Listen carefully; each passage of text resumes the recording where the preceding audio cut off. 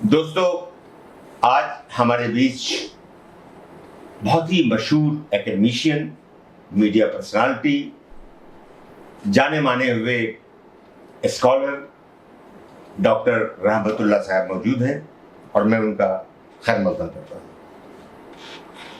रहमतुल्लाह साहब के बारे में मैं बता दूं कि ये इंडिया इस्लामिक कल्चर सेंटर के बहुत सीनियर मेंबर हैं और यहाँ बहुत एक्टिव रहे हैं। जैसा कि आप सबको मालूम है कि इंडिया इस्लामिक कल्चर सेंटर कुछ दिनों से बुरे हालात से गुजर रहा है। रहमत साहब, डॉक्टर साहब, आप बताएं किस तरह से आप इस पूरी स्थिति को, पूरी सूरत हाल को देखते हैं। डॉक्टर वानी साहब, बहुत बहुत शुक्रिया कि आपने मुझे मौका दिया कि मैं अपने जो तासुरात है उसका इजहार करूं। और चूंकि इंडिया इंटरनेशनल सेंटर से मैं उस जमाने से जुड़ा हूं जब मैं दिल्ली में भी नहीं था। इस तरह से एक इमोशनल अटैचमेंट था मेरा इंडिया इंटरनेशनल सेंटर। ये एक ऐसा सेंटर है जिसे लेकर न सिर्फ एक मुस्लिम, जितने भी इंडियन हैं उनको प्राइड फील होता है कि एक ऐसा सेंटर है जहां हर धर्म के लोग, हर मजहब के लोग, हर थॉट के लोग यहाँ आते हैं और इजहार ख्याल करते हैं। तो जब मैं दिल्ली से बाहर था उस वक्त भी मैं इससे इमोशनली अटैच था। जब मैं यहाँ आया तो इसका मेंबर बना, और जब मैं मेंबर बना तो रियली एक प्राइड फील हो रहा था कि मैं किसी एक अच्छे जगह का मैं मेंबर हूँ। कई जगह का, मैं प्रेस क्लब ऑफ इंडिया का मैं मेंबर हूँ और भी बहुत सारे ऑर्गेनाइजेशन है जिसका मैं मेंबर हूँ। लेकिन जो एहसास, जो फीलिंग और जो एक प्राइड का एहसास हो इस्लामिक कल्चरल सेंटर का मेंबर होने में, वो दूसरी जगह वो फील नहीं आता है। लेकिन बहुत ही अफसोस की बात है कि पिछले 6 से 8 महीने से इस तरह के यहाँ माहौल पैदा हो गया है कि जो अपने आप में एक रियली एक तरह से एम्बैरेसिंग सिचुएशन होती है हम सभी मेंबर के लिए जो लाइफ मेंबर है कि ऐसे सेंटर को हम किस तरह से कंट्रोवर्सी में ला करके खड़ा कर दिया है। और ये मुझे लगता है कि सिर्फ 1-2 मेंबर ऐसे हैं जिन्होंने प्रॉक्सी वार करके इसको कोर्ट में घसीटा और इसका लाखों और एक तरह से मोर देन करोड़ रुपीस इसके खर्च हो चुके हैं। जो सेंटर की तरफ से वकील हैं उनको मुझे लगता है 25-30 लाख रुपया उनको दिया जा चुका है। जो यहाँ ऑब्जर्वर बिठाए गए हैं वो और उनके जो एसोसिएट्स है उनको हर महीने 8 से 10 लाख रुपया उन पर खर्च होता है। अगर वो 6-8 महीने से है तो आप अंदाजा कर सकते हैं कि किस तरह की सिचुएशन के साथ होगी। तो आप तो सीनियर मेंबर्स हैं। मैं बिल्कुल आप लोगों को आगे बढ़ के मुशाहिदा करना चाहिए। नहीं, हम सभी लोग इसके लिए कोशिश पहले भी कर सके कि ये मामला कोर्ट में न जाए। लेकिन जैसा हम सभी जानते हैं कि ये प्रॉक्सी वार है जिससे इन्होंने केस करवाया सिराजुद्दीन साहब के खिलाफ, जो हमारे प्रेसिडेंट थे, पिछले 20 साल से इसके प्रेसिडेंट रहे हैं और बहुत अच्छा उन्होंने काम किया। इतना अच्छा काम किया कि हर आदमी जानता है कि एक प्राइम मिनिस्टर से लेकर के एक प्यून तक अगर उसमें जो भी अच्छाई खराबी होती है वो सबको मालूम होता है। डॉक्टर मनमोहन सिंह कैसे प्राइम मिनिस्टर थे, एपीजे अब्दुल कलाम कैसे प्रेसिडेंट थे, राजेंद्र प्रसाद कैसे प्रेसिडेंट थे, लाल बहादुर शास्त्री कैसे प्राइम मिनिस्टर थे, ये सबको मालूम है। तो जो जैसा होता है, यही हमारे समाज की ये खूबी है कि हर आदमी को उसकी सच्चाई पता होती है। इसके जो प्रेसिडेंट है सिराजुद्दीन कुरैशी साहब, उनमें किसी तरह की कोई वीकनेस नहीं है, नहीं उन पर कोई करप्शन का चार्ज है, नहीं उनमें किसी को फेवर करने का चार्ज है, नहीं उनके फैमिली का कोई मेंबर यहाँ एम्प्लॉय जिसको उन्होंने बनाया, नहीं किसी को यहाँ पे किसी चीज का उन्होंने ठेका दिया। यही वो मजबूत स्ट्रांग उनका पॉइंट है जिसकी वजह से जो कुछ 1-2 लोग हैं जो उनकी जगह आना चाहते हैं, जो कभी भी नहीं आ सकेंगे। वो चाहे कुछ भी कर ले, अगर सिराज साहब नहीं भी इलेक्शन लड़ते हैं तो भी वो नहीं आ सकते हैं। लेकिन फिर भी उनको एक है ख्वाहिश है, सपने देखने में तो कुछ जाता नहीं है, तो वो किसी तरह से ये सपने देख रहे हैं कि मैं जो है यहाँ का प्रेसिडेंट बन जाऊं। चूंकि उनको ये लगता है कि सिराजुद्दीन कुरैशी साहब का जो ये इतना रुतबा है वो सारा रुतबा मुझे मिल जाएगा, जबकि उन्हें ये नहीं मालूम कि ये रुतबा उनकी अपनी पर्सनैलिटी की वजह से है, जो उनका सेक्रीफाइस है, जो सेंटर के लिए कुर्बानी है, जो लोगों के साथ उनके ताल्लुकात है, ये सारी चीज उसका पैकेज है जो आज उनका वो स्टेचर है। हर आदमी को उस जगह पर बिठा देने से वो जगह नहीं, वो कुर्सी पर कोई बैठ जाएगा, कुर्सी से किसी का स्टेचर नहीं बढ़ता है। सिराजुद्दीन साहब कभी भी अपने कुर्सी पर मैंने आज तक उनको हाई वॉल्यूम में बोलते नहीं सुना। लोग ये कहते हैं कि क्या सिराज कुरैशी की जगह पर दूसरा क्यों नहीं आ सकता? नहीं, क्या ऐसी बात है कि जो सिर्फ सिराज कुरैशी? बिल्कुल आ सकता है, लेकिन अगर कोई सिर्फ चेंज के लिए मैं चेंज क्यों करना चाहता हूं, एक तो ये चीज है। दूसरी चीज कि अगर उन्होंने बहुत अच्छा काम किया है, आज तक उनको कोई करप्शन का एलिगेशन नहीं है और वो अच्छा काम कर रहे हैं, और मैं पर्सनली जानता हूं कि न सिर्फ इसका लेआउट बन गया है कि इसका क्या डेवलपमेंट होगा, बिल्डिंग कैसे इसकी तौसीक की जाएगी, सिर्फ इतनी नहीं है, टेक्निकल चीज इतनी होती है जो आम लोगों को पता भी नहीं है।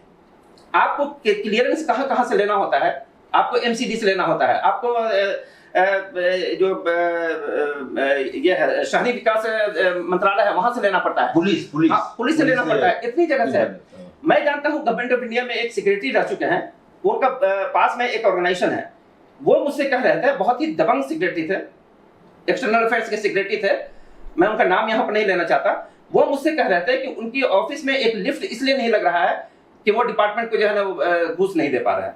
आप अंदाजा कर सकते हैं कि किस तरह से ऑफिशियल कामों को करने में या कराने में कितने पापड़ बिलने पड़ते हैं। ये सारा क्लियरेंस जो है सिराज साहब करा चुके हैं, अब सिर्फ उनको जो है ना ये यहाँ का जितना भी तामीरी काम है वो कराना है, चूंकि बीच में कोरोना की वजह से वो नहीं करा सके, ठीक, और बहुत सारे इश्यूज है, तो जो वो करा सकते हैं इसलिए वो नहीं चाहते, वो तो सिर्फ मेंबर जो यहाँ के हैं वो उनसे ये एक्सपेक्ट कर रहे हैं। मैं आपको बताऊं कि जिस तरह से ये सिचुएशन क्रिएट हुई थी, तो एक हमारी बहुत ही सीनियर और बहुत ही मौजूद, बहुत ही फाल, बहुत ही एक्टिव मेंबर हैं मोबिना अबरार साहब। उन्होंने सिराज साहब से कहा कि अगर कुछ एक दो लोग नहीं चाहते हैं कि आप एज की वजह से जो है ना क्यों इलेक्शन लड़ना चाहते हैं, वो एग्री कर गए कि मैं इलेक्शन नहीं लड़ूंगा। अच्छा, ये मैं बता रहा हूँ जी जी जी। और ये उस जमाने की बात है जब मामला कोर्ट में भी नहीं था, और वो कंटिन्यू कोशिश कर रही थी।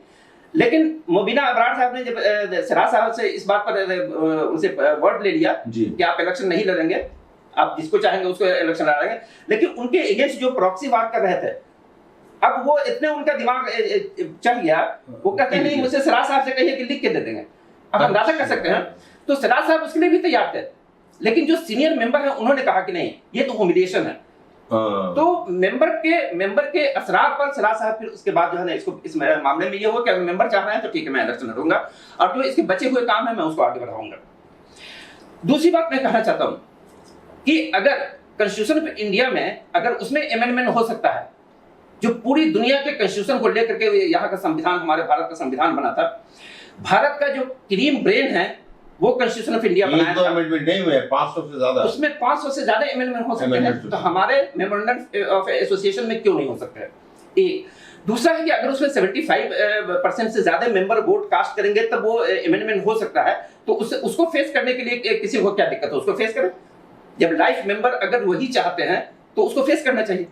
स्पेशल जीबीएम, जिसके लिए अब डबल बेंच जो है हाई कोर्ट के जो चीफ जस्टिस है उनका क्लियर कट आदेश है कि स्पेशल जीबीएम होगी पहले, जो 3 मई के पहले हर हाल में हो जाना है, उसके बाद उसके 1 महीने के बाद एनुअल जनरल बॉडी मीटिंग होंगे और उसके बाद इलेक्शन होना है। और यही बात सिराज साहब या सिराज साहब से जो जुड़े हुए लोग हैं या जो उनके सारे लोग जो उनके वेलविशर हैं वो चाह रहे थे। और इसी के अगेंस्ट में जो 1-2 मेंबर हैं यहाँ के, वो प्रॉक्सी में किसी नए मेंबर को, जिनको मालूम भी नहीं है, जो आज तक कोर्ट भी नहीं आया, सिर्फ उनसे इन लोगों ने साइन करा लिया है, उसको मालूम भी नहीं है कि कहाँ केस चल रहा है, कौन सा जज है और कब उसकी तारीख पड़ रही है।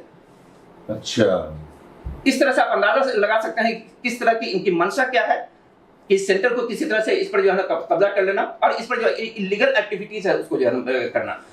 तो मेरा ये कहना है कि इसमें अमेंडमेंट अगर होना है, उसका एक सिस्टम है, उसका प्रोसीजर है, उसको फॉलो करने में क्या दिक्कत है। दूसरी बात कि अगर सिराजुद्दीन कुरैशी साहब सेहत से फिजिकली और मेंटली एक्टिव हैं तो फिर हम क्यों किसी तरह का कैप उन पर लगा रहे हैं। मैं 200 किलोमीटर चलने अगर कहीं जाना होता है और वहां से वापस आना होता है तो मैं ड्राइवर करता हूँ, मैं जबकि सेल्फ ड्राइव करता हूँ कार।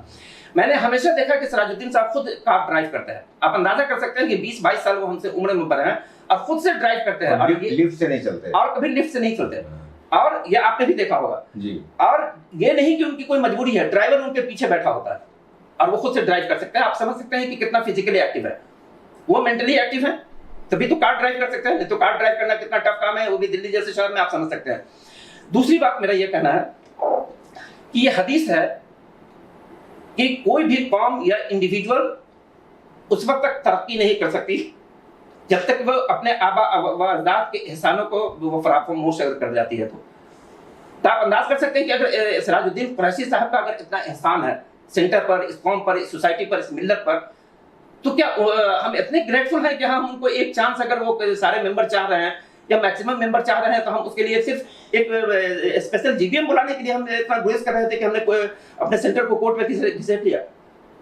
तो मुझे इस पर एतराज है कि मैं अपना नाम उन अनग्रेटफुल लोगों में नहीं लिखाना चाहता कि जो हदीस है कि वो कौम या वो इंडिविजुअल तरक्की नहीं कर सकती जो अपने आबा व अजदाद या अपने बुजुर्गों के एहसान को फरामोश कर जाती है।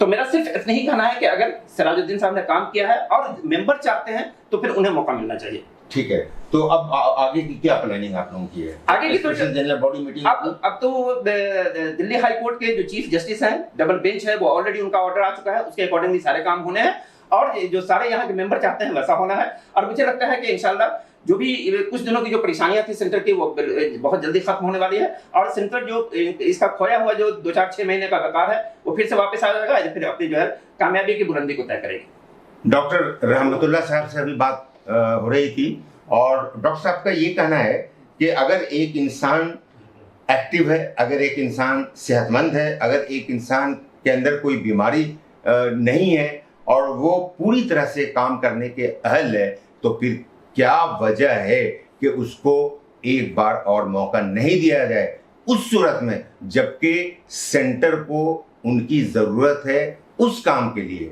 उस एक्सपेंशन के लिए जो उन्हें करना है, जिसका लेआउट तैयार है, जिसकी पूरी प्लानिंग हो चुकी है और जिसके लिए यहाँ तक कि पैसा कहाँ से आएगा वो भी तय है कि कहाँ से पैसा आएगा, जो सिर्फ सिराज कुरैशी साहब ही ला सकते हैं।